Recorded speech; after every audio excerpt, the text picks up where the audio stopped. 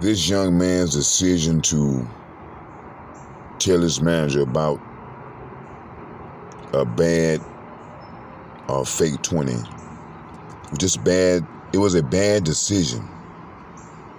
From the area that is described as kind of like in the hood area, where a lot of crimes and maybe things like that goes on, probably often.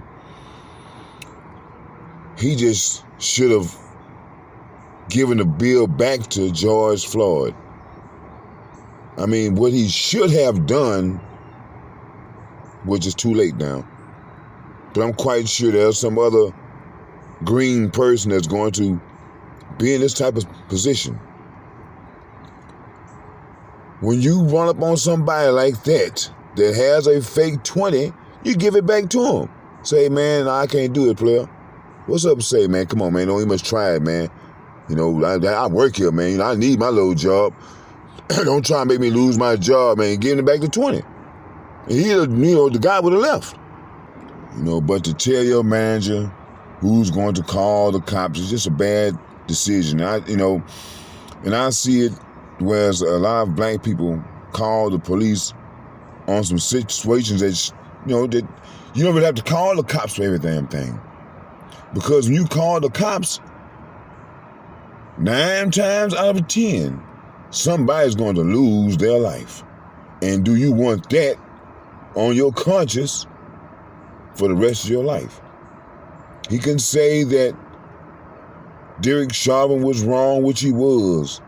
This whole situation was wrong, but how he handled the situation caused all of this. When it comes to calling the police on another black person, you have to really think it out, because you know what the outcome could be. I can tell that he's sincere about the regret. But George Floyd had to lose his life in order for him to learn this lesson. When I look at those photos of Derek Chauvin, I'm looking at a lunatic. And you have too many police officers that are lunatics. You can tell it in their eyes, in their actions. And I know that the defense is going to come up with every type of reason it can to try to say that it was George Floyd's fault or he was on drugs. It doesn't make any difference. Because pull somebody out the courtroom, lay Chauvin down and say, okay, if you think it's okay, sir, we're going to get this somebody out here that's probably about your weight or whatever, and we're going to let them put their near your neck for 9 minutes. We're not going to add the second, just for 9 minutes, with your hands behind your back and your feet held down. We're going to see if you can survive that. And he kept his knee on George Floyd's neck, making sure that the man was dead. All that giving shock treatments and resuscitation, that was just a waste of time, because the man had been dead. Before you pass on, I notice that people lose consciousness first. Then they pass on. So when George Floyd stopped saying anything, that's when the man died. I've been hearing the term race soldier. This, what you're looking at, is a race soldier. I'm just wondering, because I've heard already that George Floyd and Derek Chauvin had worked together at this little nightclub. No one has brought that out yet. So I kind of went looking around myself, and there is this little club that George Floyd and Derek Chauvin worked together at, not a long time, because I think they said Derek Chauvin was working at that club for about 17 years. And maybe George Floyd for probably about a year. So if Derek Chauvin has been working there for 14, 17 years, when a new guy comes on, we kind of notice the new guys. So there's no way he can't say that he has never seen George Floyd before. Even the owner of the club said that yes, they worked together at that particular club. But you start looking around on the internet, you start seeing these little conspiracy theories. And sometimes these little theories just kind of add up. Now, these are not my words or not my printing. This is something that I've found over the internet, which I do not control. You can go find it yourself. So don't try to say this is something I'm spreading. This is just something that I noticed. And it said that Floyd and Chauvin worked at El Nuevo Rodeo Club together. It said the club was involved in some illegal activities, and that George Floyd had some of that money that came from that particular club. And it says that Chauvin was somehow directed to, hey man, take this man out. Now, that you can say is fake or not, I don't know. But what I do find strange is that the club that they worked at was burned down during the protest, as well as the police station that held the evidence from the wrongdoings of this particular nightclub. Now, I don't know how y'all want to put that together, but hey, I'm just wondering, are they going to bring up the fact that they possibly knew each other? Maybe not personally, but I seen this guy at the job. There's guys I know that I went to school with. I don't know him personally, but I've seen him around. Now, we didn't hang out, but we went to school together. So if Chauvin has been working for this particular nightclub for all these years, I'm quite sure he would notice a new security guard or a bouncer, whatever type of, he would know the new crew coming in. He couldn't help but notice them. The trial resumes today, and thus far it doesn't look so good for Derek Chauvin. But after living in this country, this wonderland, you know, it can look one way, and all of a sudden, it turns into something else. They'll find some loophole. Well, by law, I mean, the cop did have the right to put his knee on this person's neck, you know, to, if he thinks that his life is in danger. I mean, they're going to come up with some type of stupid rationale for Derek Chauvin to have his knee rested. Instead, it scooted up. He got the man pinned against the car. George Floyd can't move anywhere because one side of his body is against the tire. So he can't move. And he's steady inching up on his man's neck. He say, man, this man is just a fucking murderer. Excuse my French, but the man is a murderer. The whole world saw it. And we see that they're trying to come up with all type of ways, all these different money that they're spending on Derek Chauvin to save this guy. But the man is I thought this whole thing was about justice and what's right and what's wrong. Time and time again, we as black people, we just have to face the reality that, hey man, it's about what's right to them and what's wrong to them. And anything we do is wrong. And when it comes to living and breathing, to them, that's wrong. And I notice they keep talking about defunding and police department, all this type of stuff. All we want is for guys like Derek Chauvin to get that needle. That's what we want. That we know that will stop it. These cops start getting that needle, that type of behavior will stop. Those cops will mysteriously retire from the force, which we don't need them anyway. Those other 3 cops need to get the same time that Derek Chauvin is getting, because, hey man, why would you follow someone? I don't give a damn. They trying to come up with this rationale as if that because that Chauvin was a superior, that they had to follow this man. Even if he's wrong, even if he's going to do something that I sense is going to harm me, I'm still going to follow this man.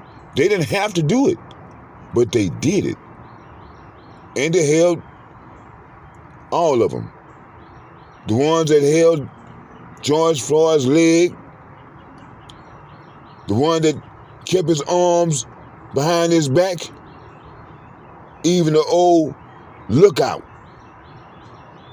All of them people should receive the same time. I'm telling you, all of them should get the death penalty.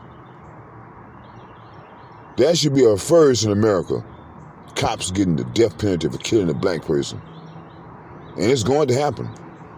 See, no matter how these people try to slow it down, you cannot change time. You can't slow it down. You can't reverse it. All it could do is move forward. And it's just going to be a big change for the lives of white people.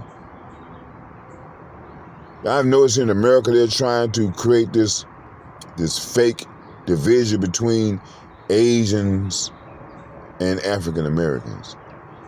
That is to keep them safe. If Asians and Americans would just, Asian and African Americans would stand back and say, wait a minute. Now, what do we have in common? Who is our enemy? White people. And who is saying that we have some type of beef? White people. I mean, it's the same playbook, divide and conquer. You know, they put some type of division between Hispanics and black people, Asians and black. I mean, they're just trying to keep divisions among the people, while one particular set of people always are blameless. The white people. Who controls the media? White people. Who controls the narrative? White people. So there is no beef between Asians and Americans, no beef between Hispanics and African Americans. There's none of that. That's just all fake. It's only an illusion purported by whom? White people. Because they see that they're losing their power. And to regain their power, they have to create some type of chaos amongst other people other than themselves. So, you know, black people have always been the guinea pig. We've always been the whipping boy.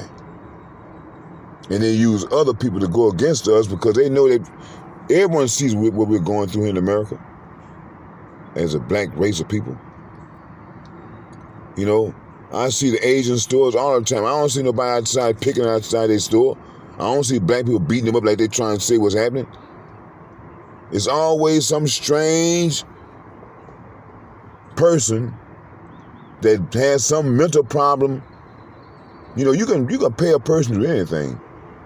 Catch some crazy person. How you think blacks get sold out? Because they'll find some black who broke or whatever and give him some money, just go do it, man, won't harm nothing. And he'll go and do it and not realize he's selling everybody out. It happens all the time. So these people that they're using to go and attack some Asian person, look at these people. Where are they from? Where are their mental state? I heard one guy had just got for killing his parents. So, hey, the people ain't falling for it. Thank God for social media, where we can put the real message out that, hey, man, the problem is the people who are controlling the damn message. It is not us. They keep hollering about the fentanyl. Oh, the fentanyl. He had fentanyl in his system. They don't want to talk about the knee on the neck. And I keep saying, what needs to be done, everybody's hollering about fentanyl. Grab them. You got to rough them up a little bit because they just nicely handcuffed George Floyd. They were roughing this man up. That's another thing. While they were trying to, when they first had him handcuffed and was shoving him in the car, then you saw the other cops run on the other side of the car, but they never showed what the other two cops did. Did they have this man a headlock or whatever? We never saw that. And why was George Floyd begging so much? Did they say something to him? We're going to kill you, nigga. I mean, how do we know? We don't know anything. All we know is that what happened should have happened. Over a fake $20 bill. It shouldn't have happened. The rough treatment that George Floyd received shouldn't have happened, especially if the other guy is the one responsible for the damn fake 20, not George Floyd. This just even sounds right. And now the other guy's pleading the fifth. Say, man, all of this just don't sound right. And regardless of how it sounds, we do know this one thing, that those cops was dead ass wrong. And they should not receive no little light sentences. You know, if a regular citizen can accidentally kill somebody and receive life, why are these cops keep getting off life lightly? You had the captains, sergeants, everybody saying, man, what he did was not justified. He didn't have to do that. And they're still trying to find some way to get this race soldier off the hook. He already told his wife, go on, divorce me, because I might have to do some time. That way they won't mess with your money. He trying to make sure she's good. We know the plot and the plan. Now them sergeants and these captains, they bagging up off you now. I remember when I was in school, skipping class. One of the teachers saw me and said, all right, you get caught. Remember, I ain't never saw you. It's the same thing on these police departments. They know what these racist cops are doing. They know it. But if you get caught, I don't know what you're doing. You're all on your own. And that's what happened to Derek Chauvin. Everybody's like, hey, man, we didn't teach him that. No, that's not what we teach here. He's on his own. What's so sad is that even when he gets locked up, he's going to receive protection while he's locked up. Not like black people just throw your ass anywhere. You got to protect yourself. But these cops get special protection. I just wish that they'd throw him in general population with everybody else. Let you handle it. You thought you was a man when you was doing what you was doing. We're going to see how much of a man you are now. But I don't think the prosecution is yet presenting all their evidence and all of their witnesses, so it's going to be the defense's turn. And I can just imagine how sickening that is going to be to experience. But we have to go through this in order to get to the other side. You know, what is really so strange about this to me is that I just can't understand why these cops would do that on Front Street, broad open daylight. People with cameras, why would they even do this? All of this seems real strange, and it appears to be some type of hit that was put out on George Floyd. That's just in my opinion. So when it comes to that fake 20, where did it come from? Who were the people involved with the making of those fake 20s? And was Derek Chauvin working for the people that produced these fake 20s? Why else would they have paid the family of George Floyd so early?